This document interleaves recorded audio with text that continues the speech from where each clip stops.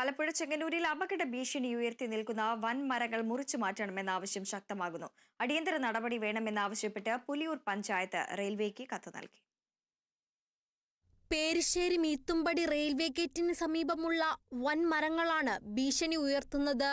പ്രതിദിനം നിരവധി യാത്രക്കാരും പ്രദേശവാസികളും സഞ്ചരിക്കുന്ന പ്രദേശത്ത് മരം വീണുള്ള അപകടങ്ങൾ തുടർക്കഥയാവുകയാണ്.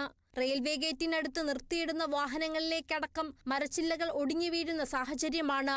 കഴിഞ്ഞ ദിവസം മാധ്യമപ്രവർത്തകന്റെ തലയിലേക്കാണ് മരക്കൊമ്പൊടിഞ്ഞു വീണത്. ഹെൽമറ്റ് ധരിച്ചതിനാൽ വലിയ പരിക്കൊഴിവായി. പ്രദേശത്തെ മരങ്ങൾ അപകട ഭീഷണി ഉയർത്തിയ സാഹചര്യത്തിലാണ് ഗ്രാമപഞ്ചായത്ത് പ്രസിഡന്റ് MG ശ്രീകുമാർ റെയിൽവേയുടെ മാവേലിക്കര സീനിയർ സെക്ഷൻ എഞ്ചിനീയർക്ക് പരാതി നൽകിയത്. റെയിൽവേയുടെ സ്ഥലത്ത് നിൽക്കുന്ന മരങ്ങളുടെ ചില്ലകൾ ഉണങ്ങി ഒടിഞ്ഞു വീഴുന്നത് കാരണം വഴിയാത്രക്കാർക്ക് പരിക്കേൽക്കുകയും വാഹനങ്ങൾക്ക് കേടുപാടുകൾ സംഭവിക്കുകയും ചെയ്യുന്നു.